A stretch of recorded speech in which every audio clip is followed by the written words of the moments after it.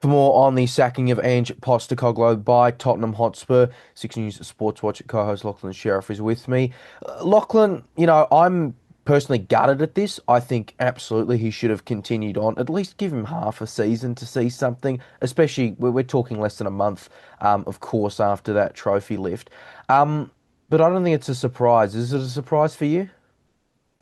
No, look, it's not necessarily a surprise to me. I agree with you. I'm gutted. However, I think you look at the results in the league, we can't ignore that.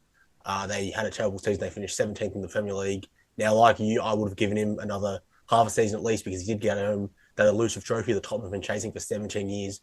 Showing managers before him haven't been able to bring that home, and he did. So, look, would I have given him another half a season? Yes. However, very clearly, Daniel Levy's mind was already made up before the Europa League final because otherwise he'd still be in a job today. So I am not necessarily surprised, but like you, I do think it's the wrong decision. I am a little gutted.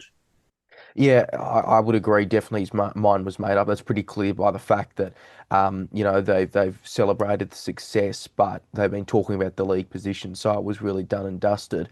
In terms of that league position, we know that, and yes, there can be criticisms of him, but it is absolutely fair to say that injuries were just at a ridiculous level over the past season, which cannot help him. Any manager really would have struggled under such circumstances, I reckon.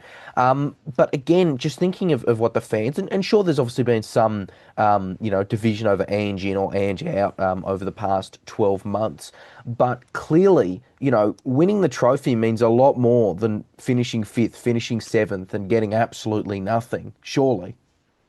I would agree, especially for a club like Tottenham Hotspur, who, like I mentioned, hadn't won a trophy since 2008 before that 1-0 victory over United in the Europa League. So, you know, the injuries, of course, were a huge factor. And I think Ange kind of had a decision to make. Do you either keep going in the league, try and finish at that point, he probably had to try and finish maybe 10th, 11th at best if he tried to focus on the league, and then sacrifice not only the Europa League, which they won, but also the Carabao Cup, which they made the semi finals of. So we had two really good cup runs. So we chose to focus on the cups instead of the league position. Now, I would agree that for Tottenham Hotspur, in the position they were in, going for the cups isn't a bad idea at all. Because you look at it now, sure, they finished 17th. Sure, no one's defending that league form. With all the injuries they had, they won the Europa League, made the Carabao Cup semi finals, then the Champions League next season. I mean, for me, not necessarily a success of a season, but with all the injuries they had, with all the turmoil that was at that club, you do have to kind of pat Ange on the back, I think, because he's masterminded you into a Champions League spot. So I would agree that, going for the cups was the right choice. And I don't think Ange would regret that even now that he's out of a job. Yeah, and look, of course, even if you want to say it's not a success of a season, there's been success in the season through that Europa Cup, of course. In terms of the replacement here, Thomas Frank from Brentford seems to be the leading contender from what I've seen. Is that also what you're seeing, and any other names being thrown around? No, it's mainly Thomas Frank I've seen. There's obviously going to be a few more names.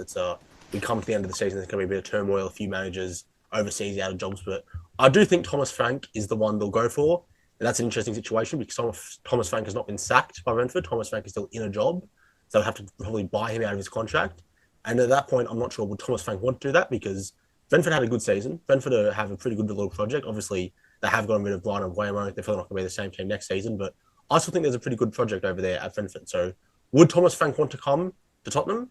Who knows? We'll have to see. We'll have to wait on that. But from what I've seen so far, it has mainly been Frank thrown around. I don't think Daniel Levy really wants anyone else. I think he wants Thomas Frank at Tottenham next season. Is Thomas Frank an upgrade on Ange Postecoglou? I wouldn't necessarily say so. I think they both. I think if you gave Thomas Frank this Tottenham team, he'd probably still finish pretty poorly, but maybe win the Europa League like Ange did.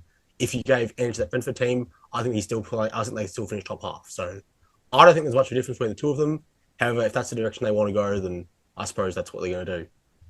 And in terms of where Ange Postecoglou goes from here, you would surely think that he's at least in the minds of some European clubs at this point after that success, but also just after seeing what he was able to do. If you remember the first few months of his first season at the Spurs was the kind of enthusiasm was building around that, and that was obviously really good as well. Are there any opportunities for him in Europe, and where could he potentially go from here? Could he even potentially end up back in Australia? Look, it's early days. We're not sure where he's going to go. Like I said, we're going to have to wait after probably the Club World Cup at the very least to see who's in, who's out. I know there's a job going up at Inter. Now, is he linked to that? Is he the favourite for that? Obviously not, but that is one of the big European jobs where he could go.